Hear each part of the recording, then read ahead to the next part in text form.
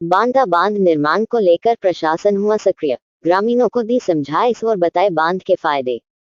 प्रशासन ने ग्रामीणों को 7 दिन का दिया अल्टीमेटम। बांध निर्माण में बाधा डालने वाले लोगों पर होगी कार्रवाई। सुरेश साहू की विशेष रिपोर्ट। सिंगोली तहसील क्षेत्र की महती सिंचाई योजनाओं में शामिल बांदा बांध निर्माण को लेकर क्षेत्र की जनता वर्षों से मांग करती आ रही। इस पर क्षेत्रीय विधायक ओम प्रकाश सखलेचा के अथक प्रयासों से विगत कुछ समय पहले मध्य प्रदेश शासन द्वारा उपरोक्त बांध निर्माण की स्वीकृति मिली और सिंचाई विभाग द्वारा निर्माण हेतु सभी प्रक्रियाओं को पूरा करने के बाद जब धरातल पर बांध निर्माण का काम शुरू किया तो स्थानीय कुछ गाँव के लोगों ने बांध निर्माण का विरोध किया और निर्माण एजेंसी को काम नहीं करने दिया। साथ ही ग्रामीणों ने तहसील मुख्यालय पर बड़ी संख्या में पहुंचकर विरोध प्रदर्शन किया। ग्रामीणों के विरोध को देखते हुए प्रशासन ने बांध निर्माण के कार्य को कुछ दिनों के लिए रोक दिया और कुछ दिनों बाद पुनः शुरू करने का प्रयास किया। उस समय भी ग्रामीणों ने विरोध किया और काम करने गए लोगों पर पत्थर आदि फेंके और झगड़ा करने पर आमादा हो गए। हालत को देखते हुए प्रशासन ने एक बार फिर काम को रोक दिया और निरंतर ग्रामीणों को योजना के फायदे और लाभ को समझाने का प्रयास करते रहे।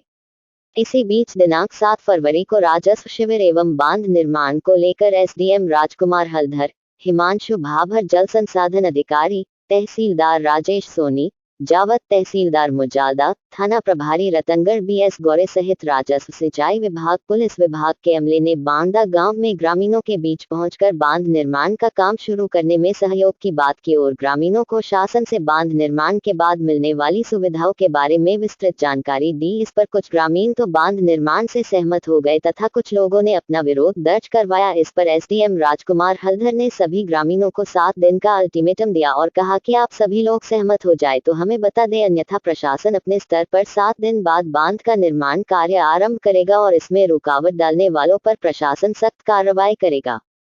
एसडीएम राजकुमार हल्धर ने ग्रामीणों को बांध निर्माण के बाद मिलने वाली सुविधाओं को लेकर जानकारी दी। वो इस तरह है।